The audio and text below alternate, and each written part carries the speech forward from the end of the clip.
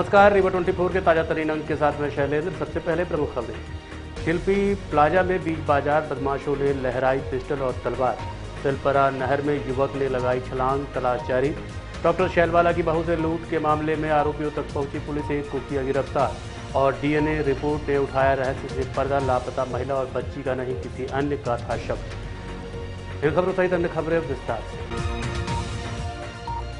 बिछिया थाना क्षेत्र अंतर्गत सिलपरा नहर में एक युवक ने छलांग लगाकर अपनी जीवन लीला समाप्त कर ली।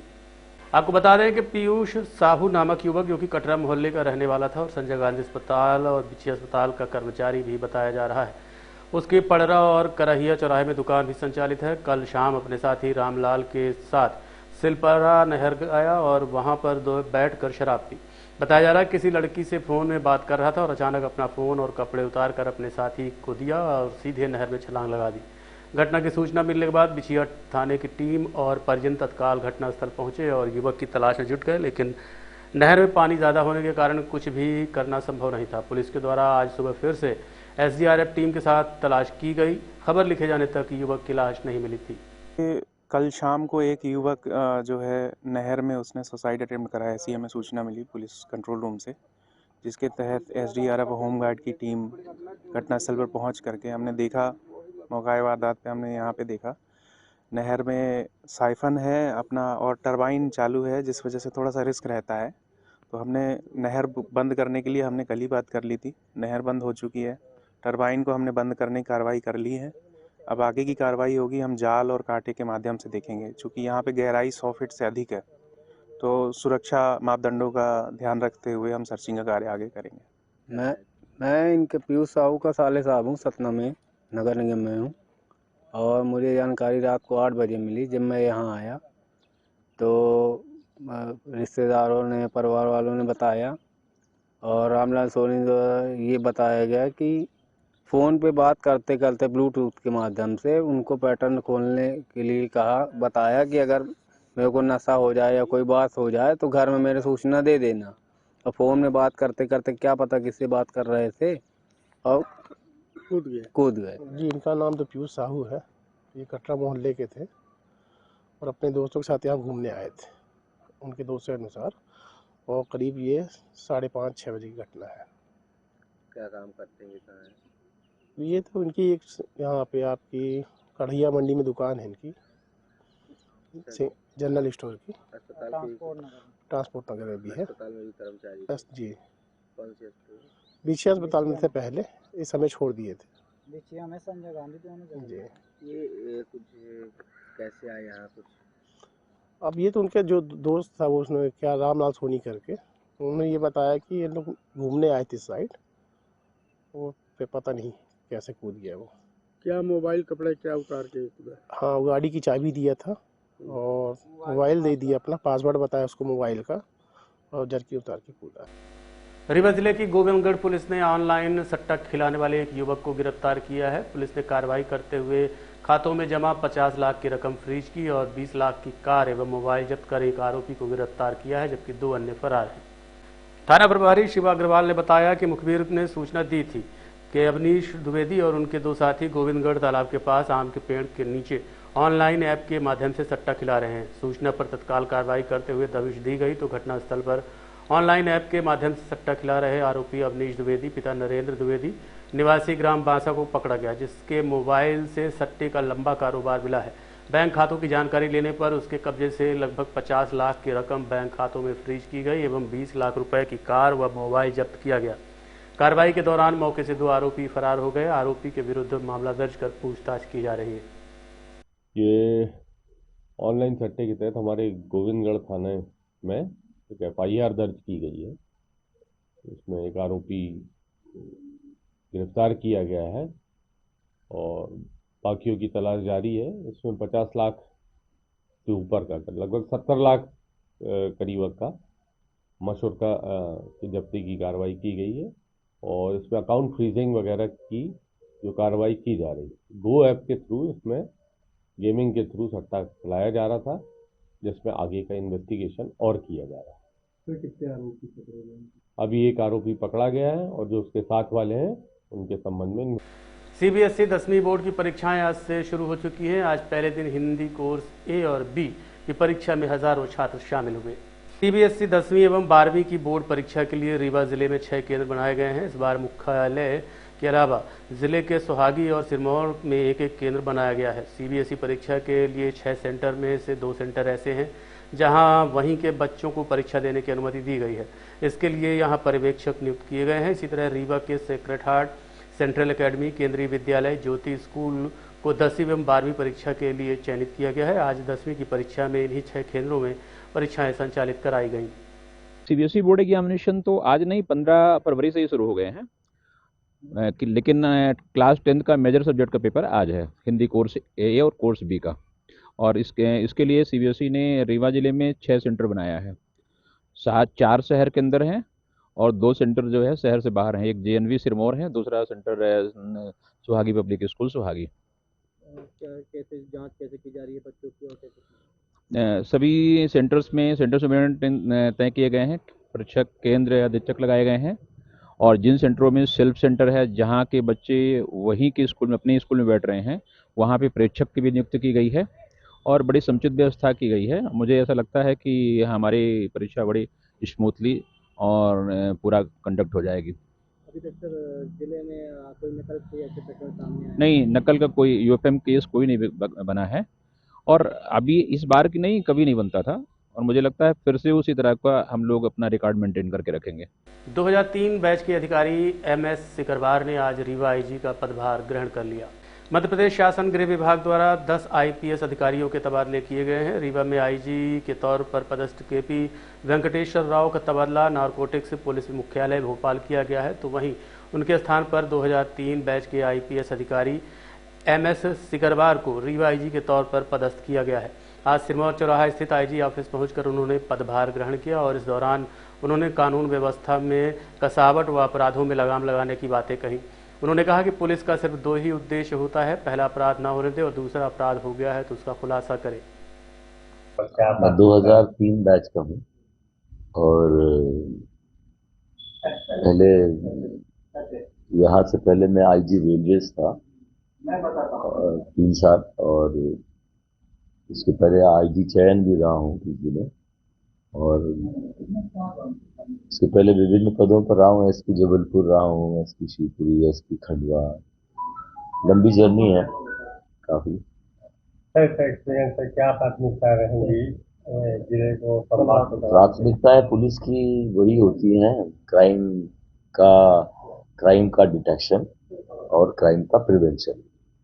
मतलब अपराध जो हुए हैं उनका खुलासा करना और जो अपराध होने की कोशिश में है कोई लोग, तो उन पर प्रतिबंधात्मक कार्रवाई करना, प्रतिबंधात्मक कार्रवाई के द्वारा रोकना। इसके पहले भी कभी रीवा जिले के संबंध में जानकारी? मेरे को जानकारी तो नेचुरली मध्य प्रदेश में ही काम कर रहे हैं, यहाँ जानकारी तो है, बट मैं यहाँ नहीं आ पाया हूँ। फर्स्ट टाइम मेरा सौभाग्य है मैं यहाँ।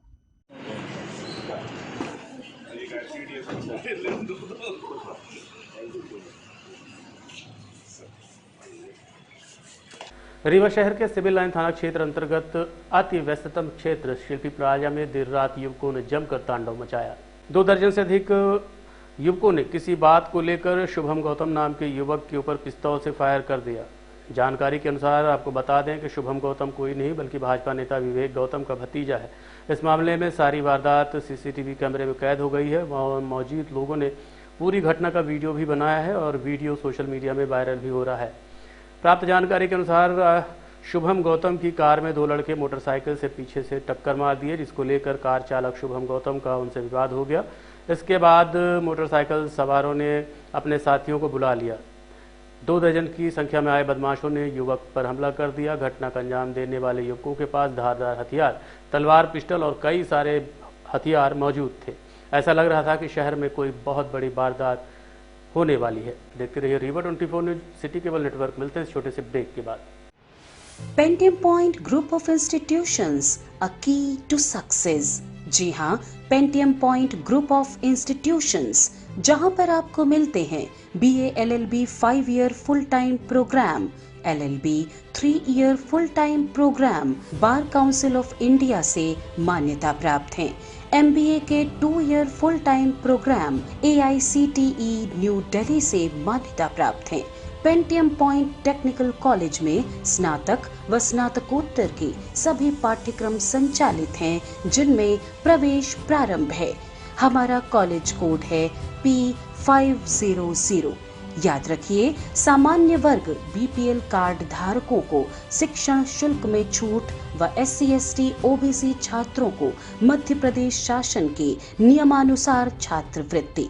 आप संपर्क कर सकते हैं हमारे हेड ऑफिस में, जो है हेडगेवार नगर, रेडियो कॉलोनी के सामने, रीवा, और कॉलेज कैंपस में, जो है करहिया सिमरिया रोड और हरदी सिमरिया रोड, रीवा में। अधिक जानकारी के लिए हमारे फोन नंबर पर संपर्क कर सकते हैं। हमारा फोन नंबर है 07662438035। मोबाइल नंबर पर भी संपर्क किया जा सकता है, जो है 9992084439।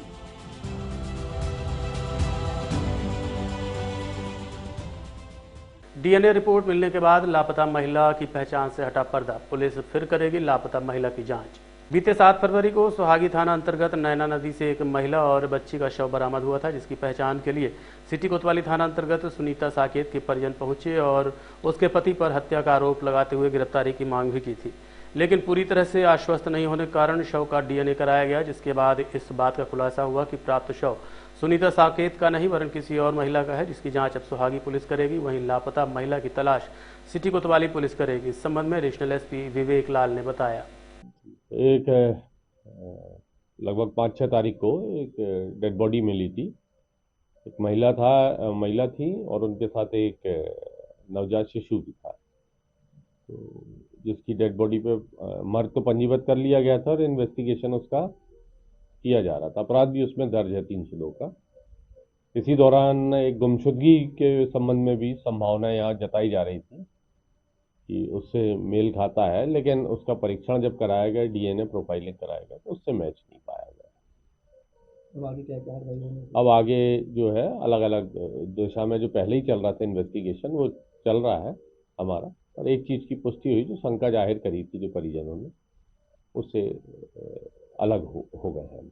इसके जो शव की शिनाख्त हो गई, अभी शव की शिनाख्त की कार्रवाई चल। सिविल लाइन थाना अंतर्गत डॉक्टर शैलवाला की बहू से लूट के मामले में पुलिस ने एक आरोपी को गिरफ्तार कर लिया है।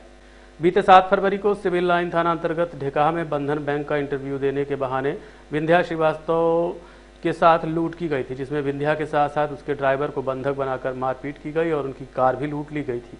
इसके बाद SP विवेक सिंह के मार्गदर्शन में साइबर सेल और सिविल लाइन पुलिस ने मुख्य आरोपी को उत्तर प्रदेश के गाजियाबाद से गिरफ्तार कर लिया है। वहीं कार महज 24 घंटे के भीतर ही बरामद कर ली गई थी। पुलिस जल्दी ही इस मामले का खुलासा करेगी। देखते रहिए Rewa 24 news, city cable network. मिलते हैं इस छोटे से ब्रेक के बाद।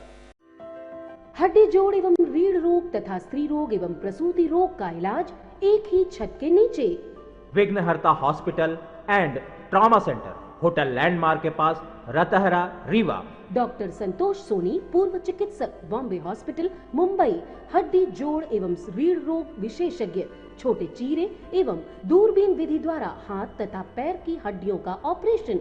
गठियाबात, जटिल एवं बिगड़े हुए फ्रैक्चर का बेहतर इलाज करते हैं डॉक्टर संतोष सोनी। विघ्नहर्ता हॉस्पिटल ट्रामा सेंटर में ही स्त्री एवं प्रसूत रोग विशेषज्ञ डॉक्टर शैलजा सोनी भी उपलब्ध हैं, जिनकी देखरेख में नॉर्मल डिलीवरी, सिजेरियन ऑपरेशन एवं बच्चेदानी से संबंधित ऑपरेशन की बेहतर सुविधा। संतानहीन दंपत्ति तत्काल संपर्क करें। विघ्नहर्ता hospital and trauma centre, hotel landmark के पास, रतहरा, रीवा। सुविधाजनक एवं सफल इलाज हेतु आज ही संपर्क करें। विघ्नहर्ता hospital and trauma centre, hotel landmark के पास, रतहरा, रीवा। मोबाइल नंबर 7828781983 अथवा 8462956774 पर।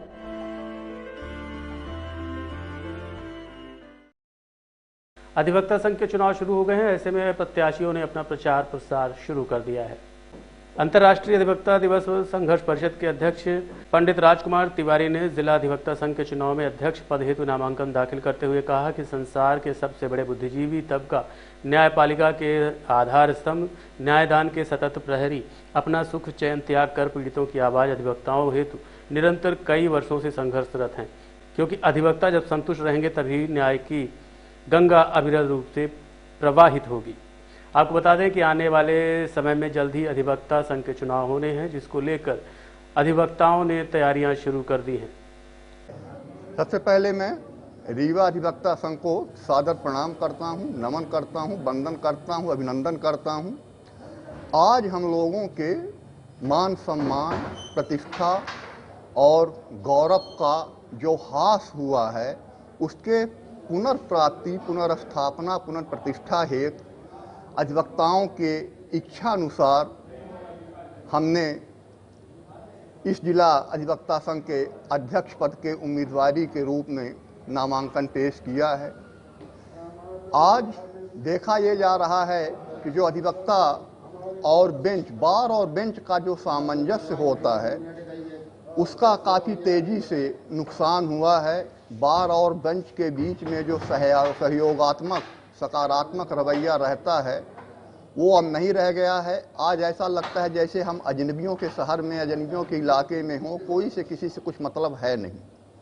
मैं पिछले 20 सालों से निरंतर अधिवक्ता हित के संघर्ष में प्रयासरत हूँ। वो चाहे प्रोटेक्शन एक्ट हो, चाहे अधिवक्ता दिवस की मांग हो, चाहे हाई कोर्ट की बेंच की मांग हो, चाहे उपभोक्ता फोरम की बेंच की मांग हो, अधिवक्ताओं की विभिन्न समस्याओं को विभिन्न फोरम में रखना हो, उनको लाभ दिलवाना हो। और अभी हमने ये भी एक प्राथमिकता तय किया है कि जो आर्थिक रूप से अपने कमज़ोर अधिवक्ता बंधु हैं, नई जब बिल्डिंग में कोर्ट शिफ्ट होगी तो उनको बैठक व्यवस्था उपलब्ध कराऊंगा और अंतिम सांस तक ना दैन्यम ना पलायनम, ये मेरा प्रतिज्ञा है। जैसे गीता में भगवान श्री कृष्ण के सामने अर्जुन ने प्रतिज्ञा किया था, उसी तरह ये मेरा प्रतिज्ञा है कि राजकुमारस प्रतिज्ञम द्वय न दैन्यम न पलायनम, अपने आखिरी सांस तक अधिवक्ता हित के संघर्षरत रहूँगा और मिट भी जाऊँगा तो कोई गम नहीं, कोई परवाह नहीं। निरंतर अधिवक्ताओं के सेवा में लगा रहूँगा, जूझता रहूँगा अपने अंतिम सांस तक। यही हमारा संदेश है और अधिवक्ता बंधुओं से विनम्र अनुरोध है कि आप कर्म को पहचानिए, परिचय की जरूरत नहीं है। हमारे कर्म, आपके कर्म बोलते हैं। जो सतत संघर्षशील है, निरंतर आपकी सेवा में है और उसका दुष्परिणाम भी भुगत चुका है, फिर भी न मैं हारा न रुका, निरंतर अपने पथ पर चल रहा हूँ और चलता रहूँगा। सिर्फ एक लालसा है कि संसार का सबसे बड़ा बुद्धिजीवी तबका जो अपना अधिवक्ता बंधु है, उसके लिए जितना कुछ सुविधाएं, जितनी कुछ सेवा मैं कर सकूं करूं। आज महिला अधिवक्ताओं की बात करें तो उनको कार्यस्थल पे अनेक तरह की सुविधाओं का सामना करना पड़ रहा है, उसके लिए हमने मांग उठाया। और देखिए जो नए अधिवक्ता हैं उनके लिए कुछ भी नहीं किया जा रहा है, वो भी बेचारे इधर उधर चल रहे हैं, कोई सुनने वाला नहीं है। तो आवाज़ उठाना है, संघर्ष करना है, लड़ना है। इसके लिए मैं आह्वान आमंत्रण देता हूँ पूरे जिला अधिवक्ता संघ के बंधुओं को कि आइए मिलकर अपने अधिवक्ता हितों के लिए संघर्ष करें। अधिवक्ता संघ के मान, प्रतिष्ठा, मर्यादा और गौरव। आज के अंक में इतना ही। देखते रहिए रीवा 24 न्यूज़। नमस्कार।